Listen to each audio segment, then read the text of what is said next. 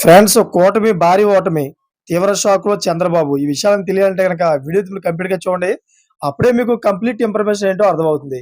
అదే విధంగా చాలామంది వీడియో చూస్తున్నారు గానీ లైక్ అని కామెంట్ చేయట్లేదు.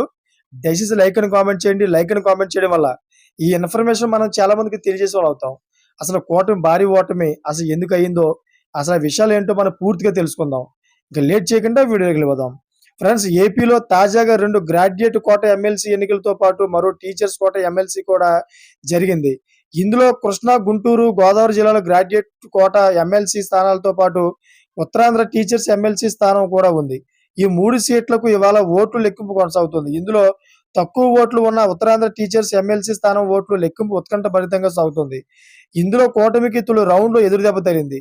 ఉత్తరాంధ్ర టీచర్స్ ఎమ్మెల్సీ స్థానంలో పీఆర్టీయూ అభ్యర్థిగా గాదె శ్రీనివాసులు నాయుడు, కూటమి బలపరిచిన ఏపీటీఎఫ్ అభ్యర్థిగా పాలకపాటి రఘువర్మ, పీడీఎఫ్ అభ్యర్థిగా విజయ్ చౌదరి పోటీ చేశారు. ఈ ముగ్గురి మధ్య జరిగిన త్రిముఖ పోటీలో గాదె శ్రీనివాసులు నాయుడు ముందున్నారు.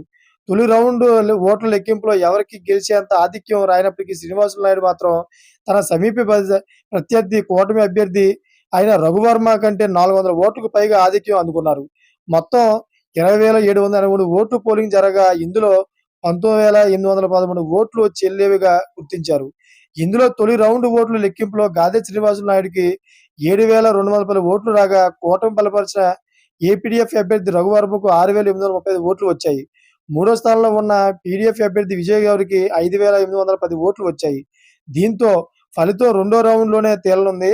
మొత్తం లెక్కిస్తున్న ఓట్లలో 2.3% చెల్లనివిగా తేలడం విశేషం. Thanks for watching friends.